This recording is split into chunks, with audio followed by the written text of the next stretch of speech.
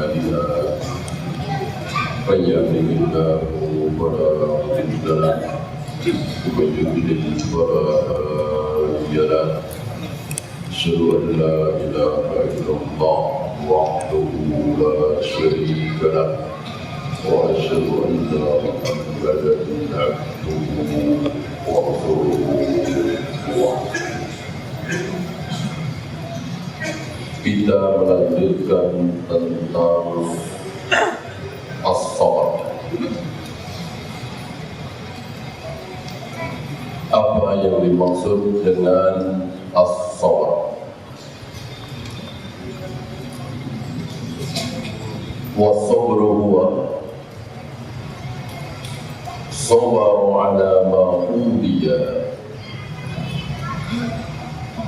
Sabar terhadap apa yang menyakitkan.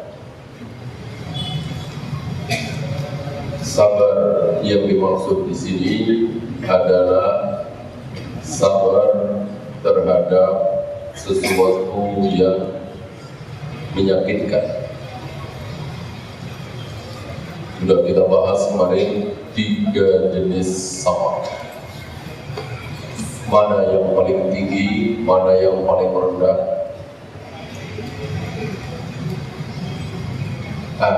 Di sini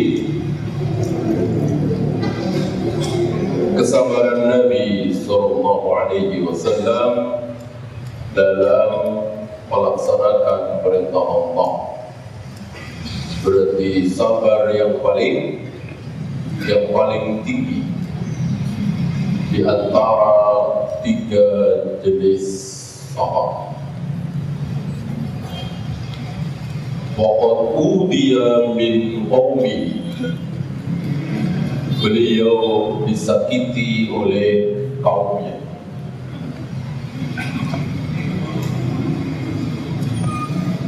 Orang-orang kafir Quraisy, orang-orang Yahudi, orang-orang munafik, dan beliau bersabar. Bahkan kemarin sedikit kita bahas bagaimana beliau memilih mendoakan baik kepada orang-orang yang menyakiti beliau. Kemudian beliau bawakan ayat kam min fi'atin qalilatin ghalabat fi'atan katsiratan bi'idznillah. Ini ayat yang ke-7. Berapa banyak kelompok yang sedikit, golongan yang sedikit bisa mengalahkan golongan yang banyak dengan syarat bi'idznillah, dengan izin Allah. Nanti akan dibahas oleh beliau sebuah contoh yang sangat menakjubkan. 313 mengalahkan 1000 lebih. Lanjutan dari kalimat ini, wallahu ma'as-sabirin, Allah bersama orang-orang yang sabar. Berarti kelompok yang jumlahnya sedikit yang sanggup mengalahkan kelompok yang jumlahnya banyak, syaratnya kelompok yang berjumlah dikit ini sabar. Sabar. Apa yang dimaksud dengan sabar? Sudah kita bahas kemarin. Sabar bukan hanya satu jenis, diam, menerima apa adanya, tidak membalas, pasif, tidak. Ada kalanya sabar dengan cara meluncat, teriak, membunuh. Karena sabar ada 3 jenis. Kemudian beliau menafsirkan kam Kam, berapa?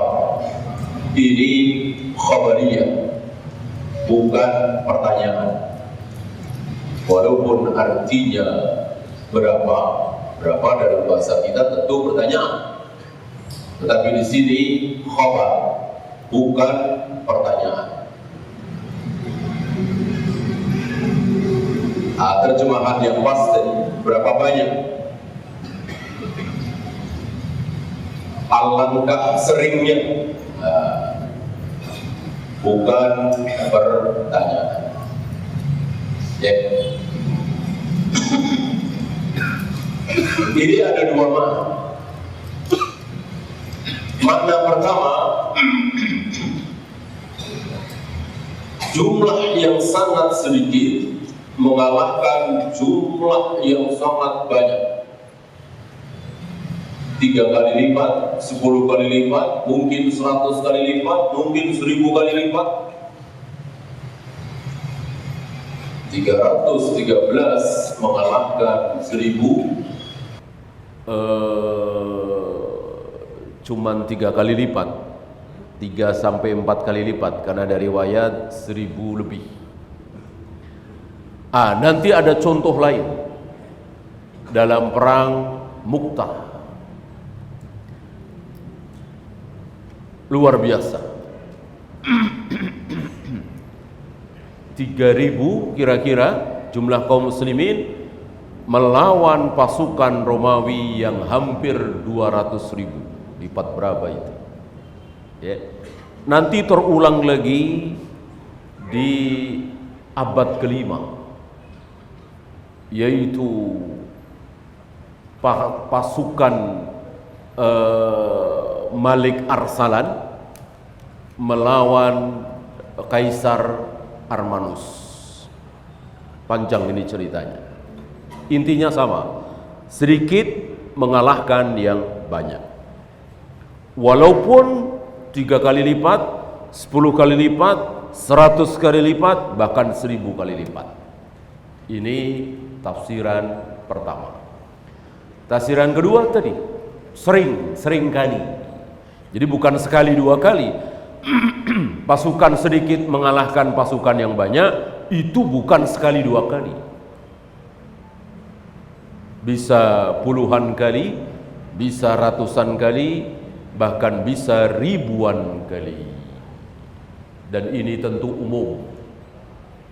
Bukan hanya banyak secara jumlah, tapi juga banyak secara senjata, secanggih secara persenjataan, masuk dalam kategori ini. Artinya ketika hari ini ada satu negara Islam bisa mengalahkan, melawan Amerika misalnya, atau Jerman misalnya, ini tidak mustahil. Tidak mustahil. Wa min dzalika ashabu Talut. Salah satu contoh adalah pasukan Talut. Pasukan Talut ghalabu aduwahum wa kanu katsirin. Sanggup mengalahkan musuhnya, pasukan Jalut, padahal jumlah pasukan Jalut ribuan. Jumlah pasukan Talut kira-kira 313. Sama atau hampir sama dengan pasukan Rasul dan para sahabat dalam perang Badar.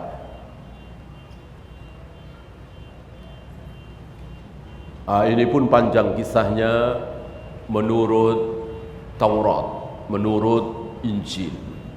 Tetapi pendek kisahnya menurut Al-Quran. Al-Quran tidak menyebut banyak tentang pasukan Talut mengalahkan pasukan Jalut, hanya beberapa ayat. Adapun di dalam Taurat, di dalam Injil panjang lebar, panjang sekali ceritanya. Tentu kita tidak bisa berpegang dengan riwayat itu, karena apa yang ada di Taurat dan Injil dibagi 3. Ya, yang pasti benarnya karena sama dengan Al-Quran dan Sunnah, yang pasti salahnya karena bertentangan dengan Al-Quran dan Sunnah. Yang ketiga inilah yang kita tidak tahu apakah ini benar atau salah, karena di Al-Quran tidak ada, di hadis tidak ada, maka tidak boleh kita dijadikan hujjah. Wa min zalika ashabu badrin. Contoh berikutnya adalah pasukan kaum muslimin dalam perang Badar. Ghalabu Quraisyan, yang mampu mengalahkan kafir Quraisy, wahum katsirun, padahal jumlahnya 3 sampai 4 kali lipat.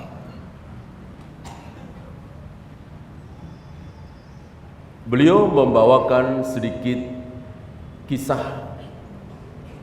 Saya bacakan. Ashabu badrin khuruju li ghairi kitab. Pasukan kaum muslimin dalam perang Badar keluar dari Madinah. Niatnya apa? Niatnya apa? Niatnya perang apa bukan? Niatnya bukan perang. Niatnya bukan perang. Oleh karena itu, kuda yang dibawa tidak banyak, cuma 2. Unta yang dibawa tidak banyak, cuma 70.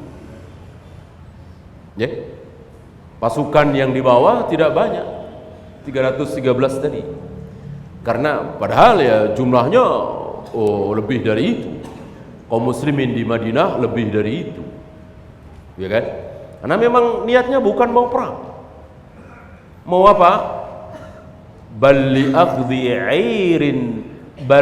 akhdhi airi Abi Sufyan, untuk mencegat kafilah dagang Abu Sufyan yang pulang dari Syam. Kita tahu Abu Sufyan bolak-balik Mekah, Syam, Syam, Mekah. Syam itu kalau sekarang ya mungkin Amerika, Eropa gitu ya, pusat dunia perdagangan. Maka banyak barang-barang yang dijual di sana. Abu Sufyan membeli barang-barang di sana, dibawa ke Mekah dan sebaliknya. Nah, Rasul mendengar Abu Sufyan dengan beberapa puluh saja, sekitar 30 sampai 40 orang, membawa barang-barang dagangan dari Syam. Syam, nama ini saya kira hampir tidak terdengar ya, digantikan oleh Palestina, Lebanon, Syria, Yordan. Ini masuk dalam wilayah Syam dulu.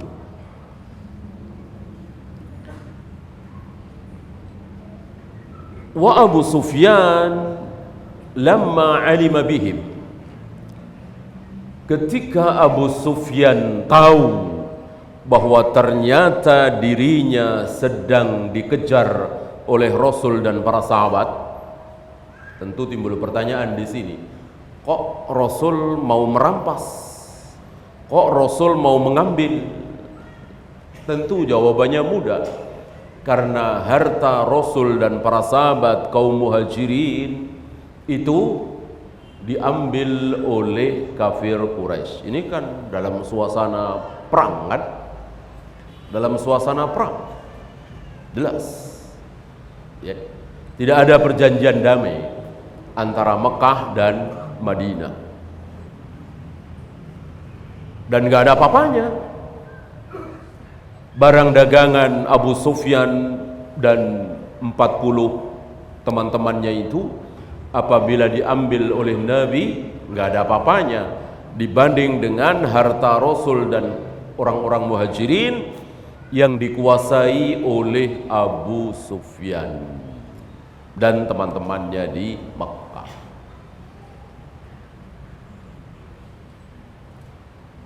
Arsala sarikhan ila ahli Makkah.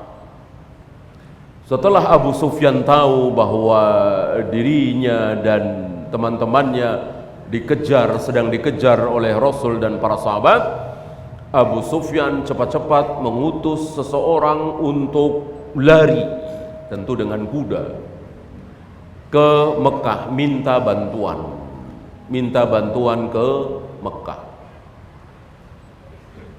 Yaqul, dengan mengatakan, ankidu 'irakum Muhammadun wa ashabuhu khuruju ilaina yuriduna akhdal 'ir. Selamatkan perdagangan kalian ini, perdagangan kita selamatkan.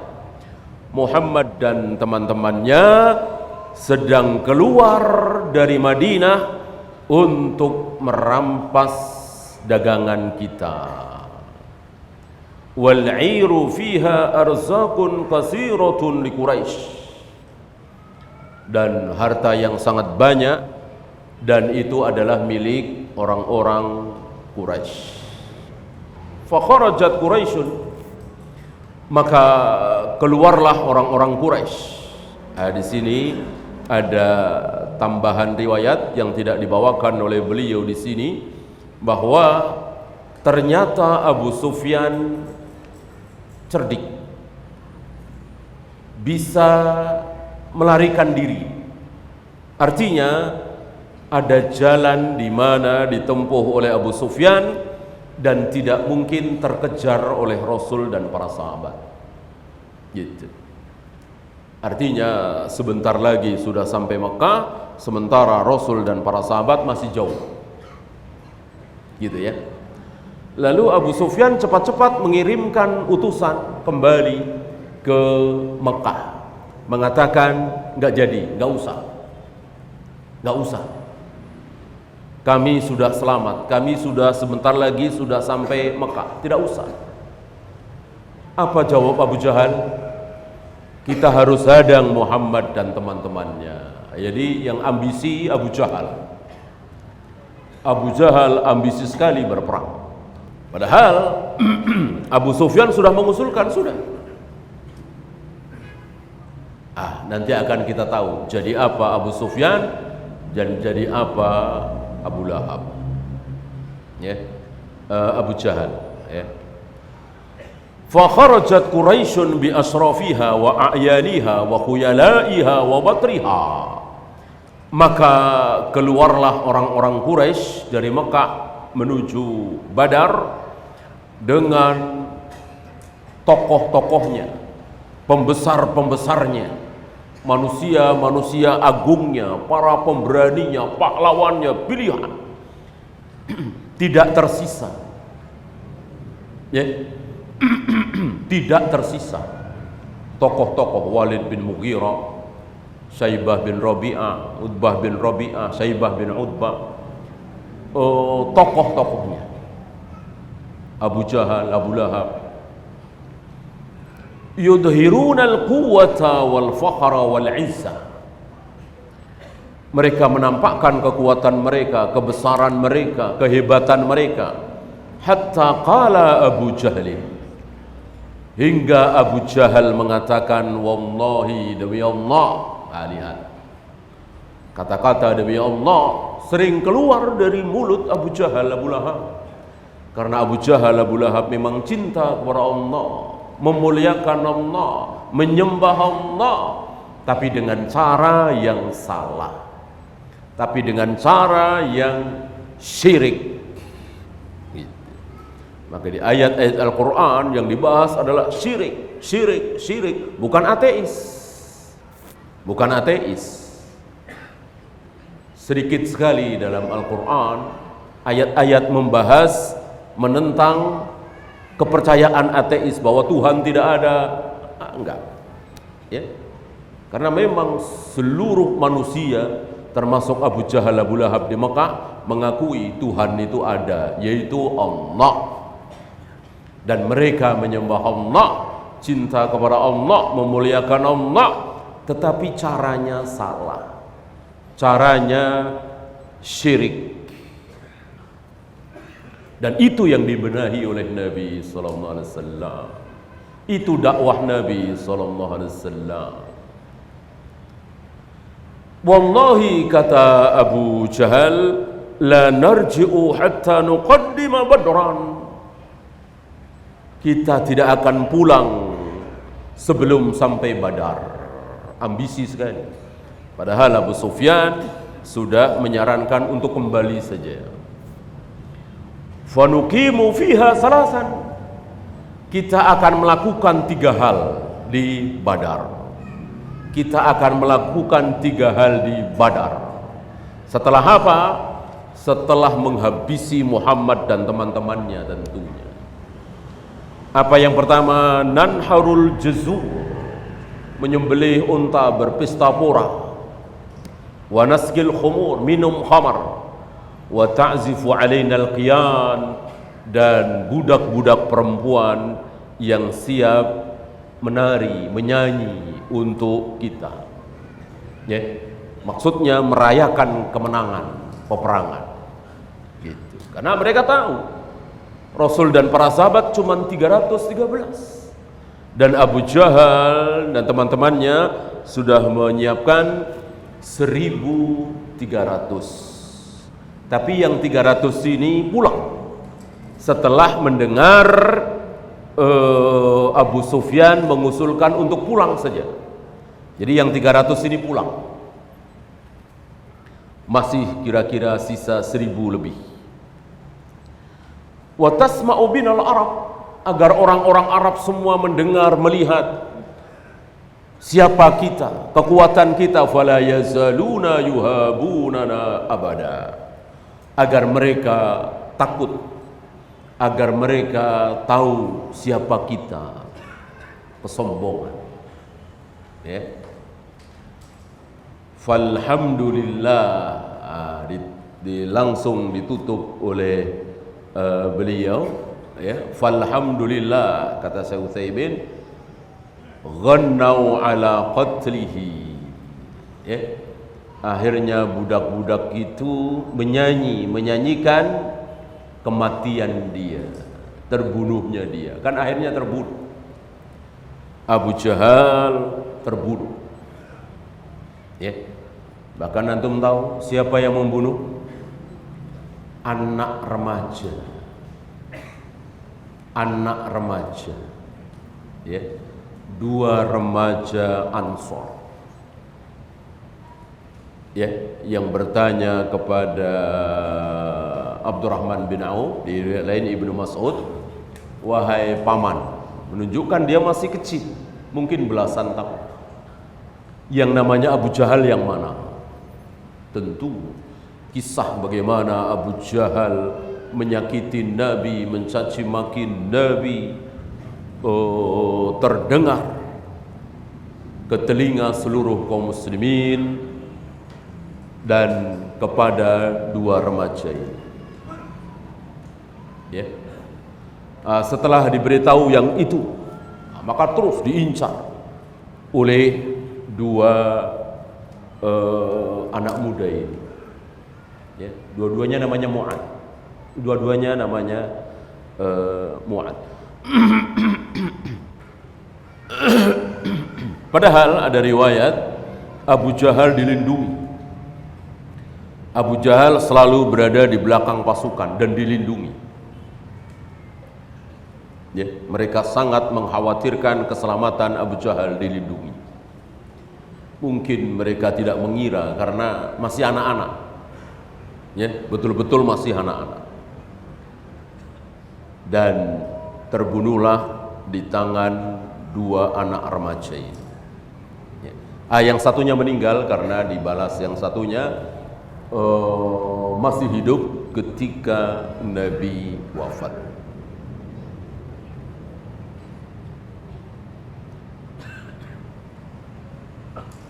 Kana haula'il qaum ma baina 900 wa 1000. Jumlah mereka antara 900 sampai 1000.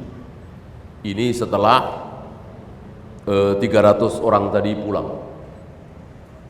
Dan ini diketahui oleh Nabi lewat jasusnya, istilah kita intel ya, memata-matai. Nabi memata-matai mereka. Dan Nabi mudah menyimpulkan berapa ekor unta yang mereka sembelih setiap hari. Tentu pasukan butuh makan, dan perbekalan yang paling bagus tentu yang bisa jalan sendiri, unta, kambing, sapi, ya kan, dan makan daging.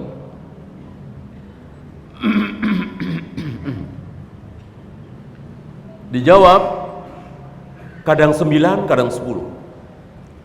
Kadang 9, kadang 10. Unta yang disembelih setiap hari untuk dimakan itu kadang 9, kadang 10. Ya.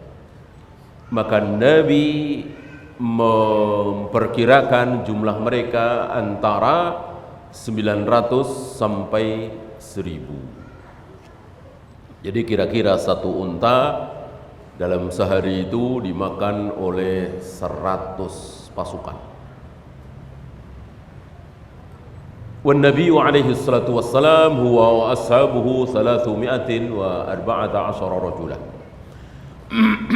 Sementara Rasul dan para sahabat jumlahnya hanya 313 atau 314. Ya. Ma'ahum sab'una ba'iran. Rasul dan para sahabat hanya memiliki 70 unta. 70 unta. Sementara orang kafir Quraisy berapa? Hampir 1000. Hampir 1000 unta yang dibawa. Wa farasah, 2 kuda. Rasul dan para sahabat hanya memiliki 2 kuda bergantian. Sementara berapa kuda yang dimiliki oleh kafir Quraisy? Hampir 200. Jumlah yang sangat jauh.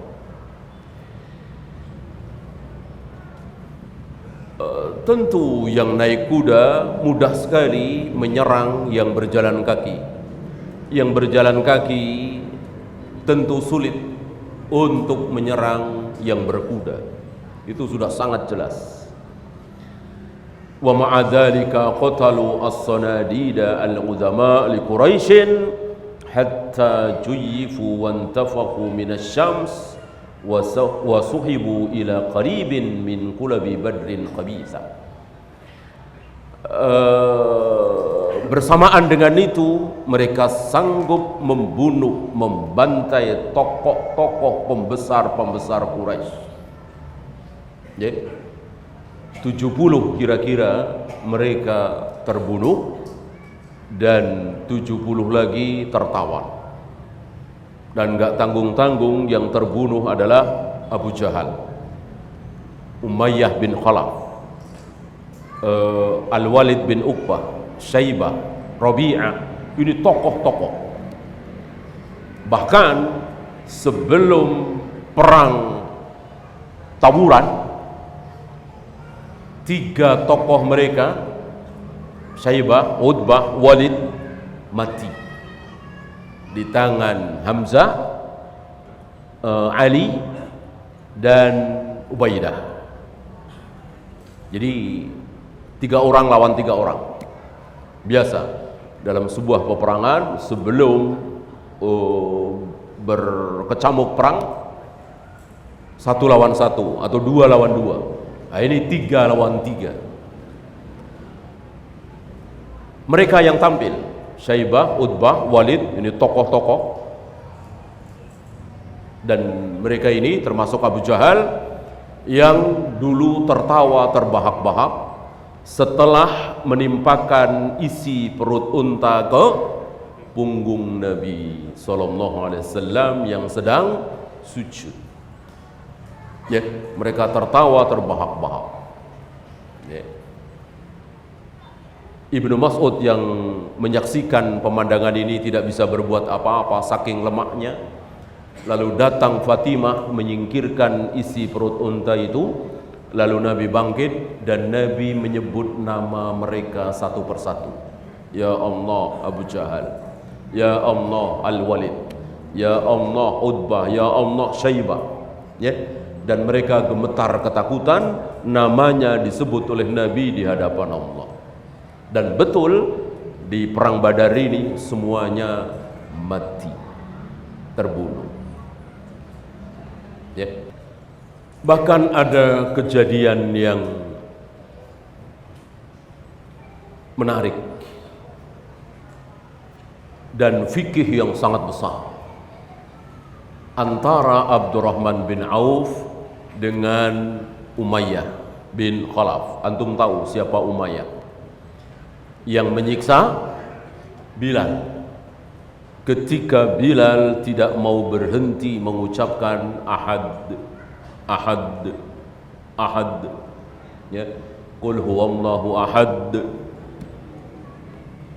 tidak mau mengikuti paksaan Umayyah untuk menyebut nama Lata, Uzza, Hubal. Tidak seperti Ammar bin Yasir. Tidak seperti Ammar bin Yasir. Ammar bin Yasir mau, dan Ammar bin Yasir mendapatkan udur, diampuni oleh Allah. Bilal tidak. Seandainya tidak datang Abu Bakar, Allah alam apa yang akan terjadi pada diri Bilal, mungkin meninggal. Datanglah Abu Bakar membeli Bilal, ya, kan budak. Nah, Umayyah ini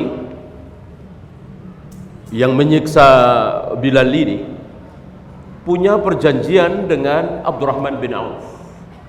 Punya perjanjian dengan Abdurrahman bin Auf bahwa jika engkau datang ke Makkah, wahai Abdurrahman, aku lindungi keselamatanmu. Jadi kalau ada yang ingin menyerang engkau, berarti dia berhadapan denganku, kata Umayyah. Begitu juga sebaliknya, Abdurrahman bin Auf melindungi Umayyah. Jika engkau datang ke Madinah di tengah-tengah kaum muslimin, ada yang akan menyerang engkau, aku yang melindungi. Ya. Dan seperti ini boleh. Pernah kita bahas dulu bahwa perlindungan seorang muslim sama dengan perlindungan seluruh kaum muslimin. Ya. Misalnya Indonesia sedang berperang dengan Timur Timur, misalnya negeri muslim dengan negeri kafir. Saya kenal dengan salah satu warga Timur Timur, ya. Lalu saya mengumumkan si fulan di bawah lindungan saya, maka seluruh kaum muslimin Indonesia wajib ikut melindungi, tidak boleh menyerang, gitu, ya. Tapi sedikit berbeda ketika perang. Perang artinya berkecamuk, gitu.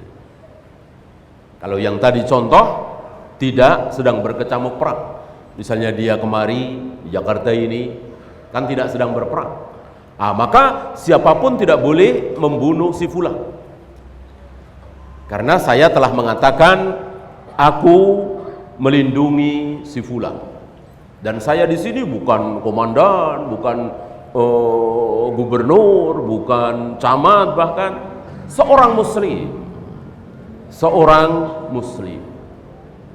gitu. Nah, ini salah satu dalilnya. Nah, ketika terjadi perang Badar ini masih berlaku perjanjian antara Abdurrahman bin Auf dengan Umayyah bin Khalaf, masih berlaku, ya. Umayyah bin Khalaf ikut berperang, Abdurrahman bin Auf ikut berperang, ya. Demi melihat Umayyah bin Khalaf, Bilal tidak bisa menahan dirinya, ya. Bilal tidak bisa menahan dirinya. Keinginan terbesar Bilal adalah membunuh Umayyah, ya. Dan ini suasana perang tentunya, saling membunuh. Melihat Bilal mengejar Umayyah, langsung Abdurrahman bin Auf lari melindungi Umayyah. Ini luar biasa. Ini luar biasa. Seorang muslim, sahabat. Padahal musuh dilindungi karena apa? Perjanjian. bikin perjanjian dalam perang, ya, lari sekuat tenaga melindungi Umayyah. Ya, setiap kali Bilal mau menusuk, mau membunuh, selalu terhalang oleh Abdurrahman bin Auf. Nah, akhirnya terjatuh. Umayyah akhirnya terjatuh. Ya. Dan Abdurrahman bin Auf menutup badan Umayyah dengan badan dirinya, Abdurrahman bin Auf. Ya. Bilal enggak kehabisan akal, ya, ditusuk dari samping, ya, kena juga, akhirnya mati juga, ya. Tapi ini pelajaran bagi kita betapa seorang muslim yang dicontohkan oleh seorang sahabat Abdurrahman bin Auf sangat memegang perjanjian, ya. Dan peperangan ini berakhir dengan kemenangan yang luar biasa, ya. Dan Umayyah, Abu Jahal, Utbah, Al-Walid mati di tempat yang ditunjuk oleh Nabi, gitu. Jadi sebelum peperangan itu terjadi, Nabi menunjuk satu tempat, Abu Jahal akan mati di sini, ya. Umayyah akan mati di sini, Al-Walid akan mati di sini, persis tepat seperti yang ditunjuk oleh Nabi sallallahu alaihi wasallam. Inilah makna dari kam min fi'atin qalilatin ghalabat fi'atan katsira. Berapa banyak kelompok yang sedikit bisa mengalahkan kelompok yang banyak dengan izin Allah. Wallahu ma'as sabirin, dan Allah bersama orang-orang yang sabar. Intahat ayatul ma'iyyah. Kata beliau, sampai di sini selesai ayat-ayat tentang ma'iyyah, ma'iyyatullah, selesai. Wa sayati lil muallifi rahimahullah faslun kamilun fi takririha.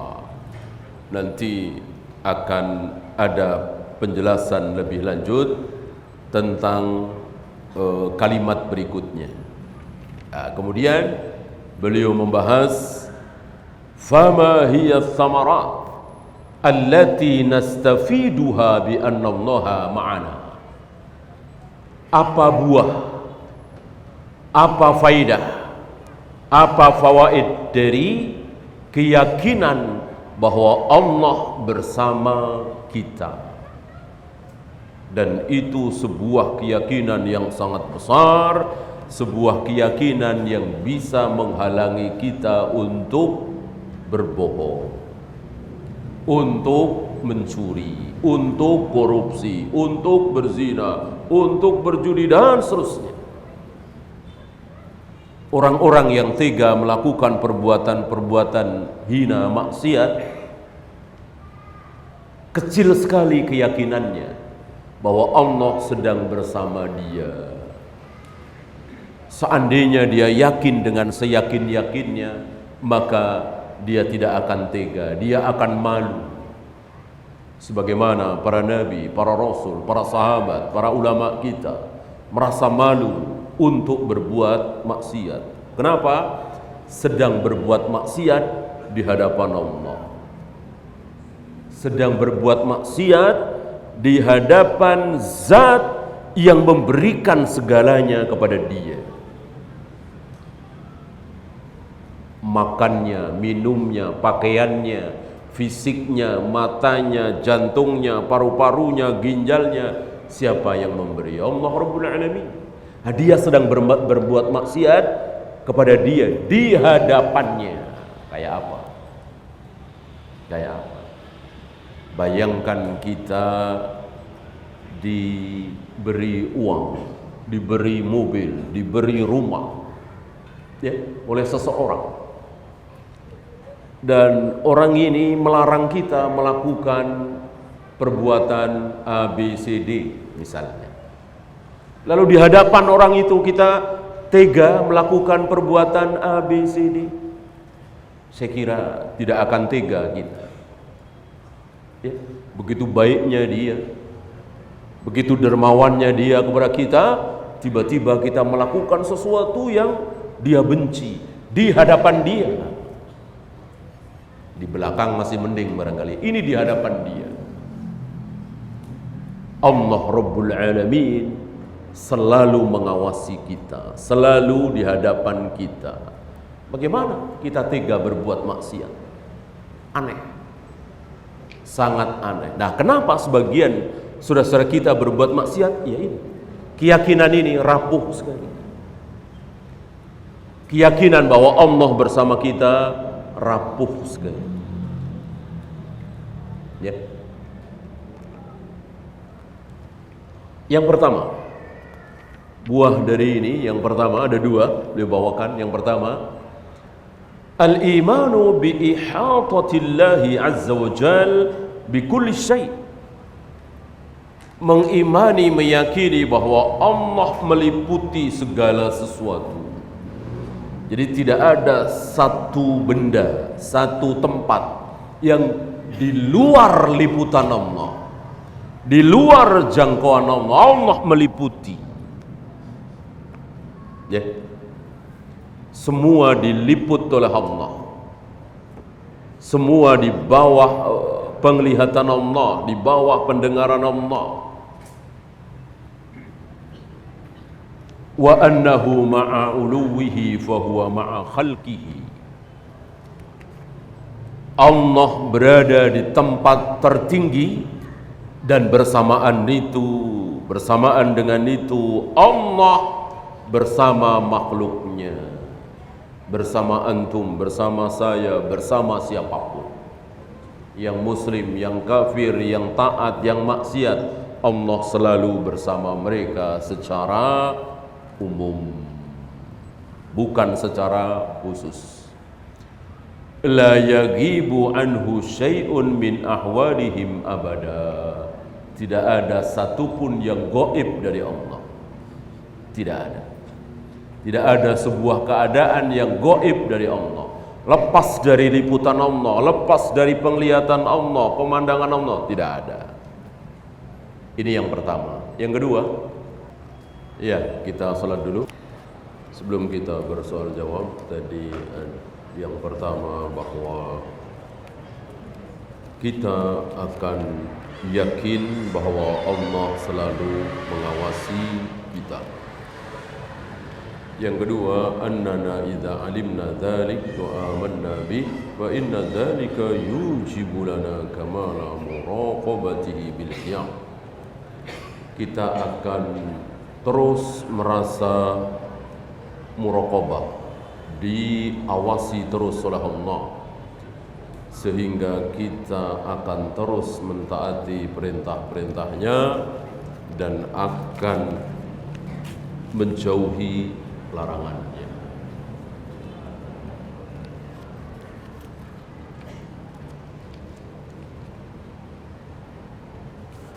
Sekarang kita bersoal jawab.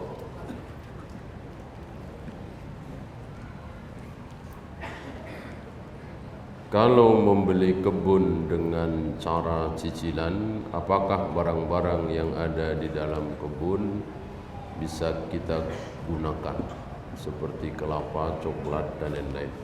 Tidak ada bedanya antara jual beli cicilan dengan kontan. Tidak ada bedanya. Pernah kita bahaskan bahwa ketika kita sudah akad, ketika kita sudah ijab qabul dengan penjual, istilah kita deal, maka detik itu barang tersebut 100% menjadi milik kita. Sudah lunas atau masih nyicil, atau bahkan belum dibayar sama sekali. Ya, ini di luar khiyar. Ini di luar khiyar. Khiyar kan paling lama 3 hari 3 malam. Taruhlah sudah 4 hari. Motor ini sudah saya beli, sudah ijab kabul 5 hari yang lalu. Gitu. Maka motor itu 100% milik saya. Mau saya jual lagi, mau saya pakai sendiri, mau saya rusak, mau saya apapun, itu hak saya. Walaupun sepeser pun saya belum bayar. Jadi ijab kabul itu memindahkan kepemilikan. Oleh karena itu beberapa contoh leasing itu batil. Seolah kita sebagai pembeli belum mutlak memilikinya. Padahal sudah mutlak. Apakah boleh menjual satu barang, misalnya kuntan 100 juta, kredit 1 tahun, harga berubah menjadi 150 juta. Yang 50 juta riba. Kuntan 100 juta, kalau dicicil menjadi 150, maka 50 juta itu riba. Riba itu kan tambahan yang tidak jelas. Dari mana bisa bertambah 50 ini? Itulah riba. Kalau disuruh milih, pembeli disuruh milih, bapak mau kuntan 100 juta. Kalau bapak mau cicil selama setahun jadi 150 juta, 50 juta riba. Maka harus disamakan. Mau kuntan 150, mau nyicil 150. Itu halal. Apakah ada dai di zaman fatrah yang menyeru kepada tauhid? Justru disebut fatrah karena tidak ada dai. Sebelum Nabi Muhammad SAW diutus menjadi nabi, menjadi rasul, itu di Madinah, di Mesir, di Syam, di Yaman, itu masa fatrah. Kecuali di Mekah. Di Mekah tidak mengenal masa fatrah. Karena semenjak Nabi Ismail meninggal sampai Nabi Muhammad menjelang diutus, itu selalu ada dai yang menyeru kepada tauhid. Yang terakhir Waraqah bin Aufal dan Zaid bin Amr bin Nufail. Setidaknya ada 2. Ini membuktikan bahwa ada dai yang terus mengajak kepada tauhid. Itulah jawaban kenapa ayah ibu Nabi Muhammad SAW masuk neraka. Apakah orang yang mati suri akan mengalami alam gaib seperti alam barzah? Mati suri itu kan istilah kita saja ya. Yang benar sudah mati apa belum? Iya belum. Masa mati hidup lagi? Maka lebih tepatnya pingsan atau koma atau apa ya. Jangan dibilang mati, sebab kalau mati ya nggak mungkin hidup lagi. Allah tidak akan memberi cobaan di luar batas kemampuan. Kenapa masih ada yang bunuh diri? Berarti si penanya belum paham apa maksud Allah tidak akan memberikan cobaan. Sebetulnya bukan cobaan ya. Ini kira-kira terambil dari ayat apa? Iya, la yukallifullahu nafsan illa wus'aha. Ayat ini sering difahami bahwa Allah tidak akan memberikan cobaan kepada manusia di luar kemampuan dia. Misalnya begini nih, ada orang nih kalau kata Allah ya, kalau aku uji dia dengan kekayaan, dia nggak akan sanggup, dia nggak kuat, dia akan maksiat, dia akan murtad, ya. Lalu Allah nggak uji dengan kekayaan, Allah uji dengan kemiskinan. Betul? Betul? Salah. Ya. Kalau orang ini aku uji dengan kemiskinan, pasti dia nggak sanggup. Pasti dia akan kufur, akan murtad. Maka aku tidak uji dia dengan kemiskinan, kata Allah. Betul? Salah. Kalau betul, gimana Korun? Iya kan? Korun kan awalnya taat kepada Nabi Musa. Allah uji dengan kekayaan. Kuat nggak Korun? Nggak kuat kan? Akhirnya kufur. Lah kenapa Allah uji Korun dengan kekayaan juga? Berarti Allah menguji dengan di luar kemampuannya kan? Ada nggak orang baik-baik, orang taat ibadah, rajin ke masjid, waktu itu belum kaya raya? Setelah kaya raya, yang memberikan kekayaan Allah kan? Setelah dia kaya raya, dia nggak ke masjid lagi, dia nggak ngaji lagi, dia jarang sholat. Ada nggak? Ada, banyak. Berarti dia diuji dengan kekayaan, kuat apa tidak? Tidak kuat. Kenapa Allah uji juga? Maka salah kalau antum memahami sebagaimana yang difahami oleh sebagian para motivator itu. Nggak mungkin Allah, Tuhan akan menguji di luar kemampuan kita. Mungkin sekali. Mungkin saja, terserah Allah. Allah tahu si fulan ini diuji dengan kemiskinan, nggak sanggup. Aku nggak peduli. Akan aku uji dia dengan kemiskinan dan dia tidak akan sanggup dan dia kufur dan dia masuk neraka. Terserah siapa? Terserah Allah. Allah Tuhan Rabbul Alamin. Mau berbuat apa terserah Allah. Korun contoh besarnya.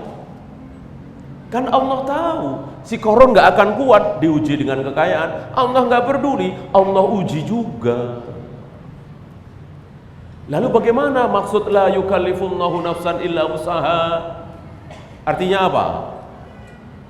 Allah tidak akan membebani seseorang dengan beban di luar kesanggupannya. Allah paksa si fulan sholat sambil berdiri, padahal si fulan tidak bisa berdiri, bisanya cuma duduk. Itu dia. Allah wajibkan fulan sholat sambil berdiri? Tidak. Allah bolehkan si fulan sholat sambil duduk. Si A tidak sanggup berpuasa karena sakit. Allah wajibkan puasa juga? Tidak. Allah tidak wajibkan si fulan untuk berpuasa. Nanti saja dibayar di bulan lain. Atau nggak usah dibayar sama sekali, bayar fidyah. Kalau penyakitnya nggak ada harapan sembuh atau tua renta, itu maksudnya. Jadi beban kewajiban bukan ujian hidup. Kalau ujian hidup, ribuan bahkan jutaan orang diuji oleh Allah dengan kemiskinan nggak sanggup, dengan kekayaan nggak sanggup, dengan sakit ini nggak sanggup, akhirnya bunuh diri. Ya. Paham? Jangan sampai terkena syubhat para motivator itu. Enggak mungkin. Allah menguji kita dengan ujian yang bikin kepala kita pecah, ya. Mungkin saja lagi naik motor, ya, jatuh, belakangnya ada truk, ya, truk melindas kepala kita pecah, bisa kan? Apa itu enggak ujian? Gimana? Terserah Allah, jangan ngatur Allah. Ini terkena subhatnya falasifah Mu'tazilah. Allah diatur-atur, terserah Allah. Bersyukur kita ketika kita tidak diuji dengan sesuatu yang kita tidak sanggup. Oleh karena itu kan ada doanya. Rabbana wala tuhammilna ma la taqata lana bi. Ya Allah, jangan timpakan kami beban yang kami enggak sanggup. Kalau Allah tidak mungkin menguji dengan sesuatu yang kita enggak sanggup, ngapain ada doa seperti itu? Ngapain ada doa seperti itu? Sesuatu yang mustahil ngapain diminta? Sesuatu yang tidak mungkin menimpa, ngapain diminta? Ya Allah, jangan jadikan aku seorang nabi ya Allah. Jangan ya Allah. Sia-sia doa ini ya. Nggak mungkin kita jadi nabi, nggak mungkin kita jadi rasul, nggak mungkin kita jadi malaikat. Kita berdoa ya Allah, jangan jadikan aku seorang malaikat, ya, manusia saja. Ini sia-sia. Berarti doa tadi sia-sia kan? Kalau Allah tidak mungkin membebani seseorang dengan beban di luar kesanggupannya, mana mungkin Allah mengajarkan doa yang sia-sia? Ya. Halalkah kerja di kantor pajak? Haram. Ya, sudah sering kita bahas. Nabi menyuruh bertaubat. Selesai Nabi merajam wanita yang berzina, Nabi mengatakan laqad tabat taubatan. Sungguh wanita ini telah bertaubat. Seandainya para pemungut pajak itu bertaubat seperti taubatnya wanita ini, Allah akan mengampuni. Berarti para pemungut pajak wajib bertaubat. Bertaubat yang dimaksud apa? Berhenti. Bukan mohon ampun, bukan ya. Bagaimana memperkuat keimanan saudara kita bahwa Allah selalu bersama kita? Nggak bisa. Urusan mereka masing-masing, nggak bisa. Ya jangankan kita, para nabi, para rasul tidak bisa meyakinkan orang lain.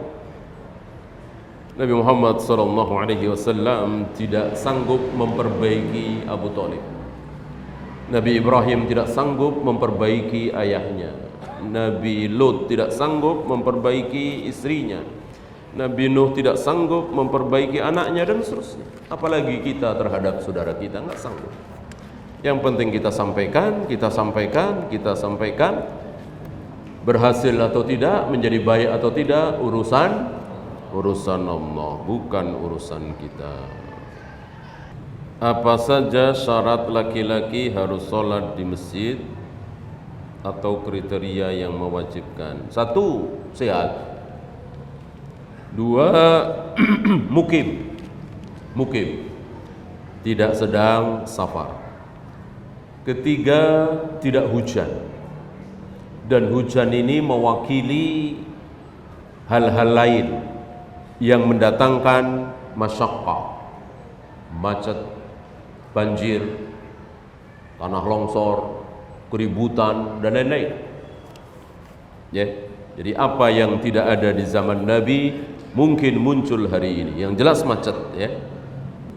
Saya menemukan gelang emas di depan toko saya. Bagaimana ini? Umumkan selama 1 tahun. Saya kira gelang emas bukan 5.000, 10.000 ya kan? Kalau 5.000, 10.000 halal, diambil, dimanfaatkan. Kalau jutaan maka umumkan selama 1 tahun. Jika selama 1 tahun itu tidak ada yang mengakui, maka tambah 1 tahun lebih baik, jadi 2 tahun. Atau langsung dimanfaatkan, ya. Misalnya dipakai sendiri atau dijual uangnya buat beli sesuatu, boleh. Dengan catatan, jika satu saat 10 tahun kemudian, 15 tahun kemudian ada yang datang mengakui dengan bukti yang kuat, maka harus dikembalikan, harus diganti. Wallahu a'lam. Ya, itu saja. Subhanakallahumma bihamdika asyhadu an la ilaha illa anta astaghfiruka wa atubu ilaik. Assalamualaikum warahmatullahi wabarakatuh.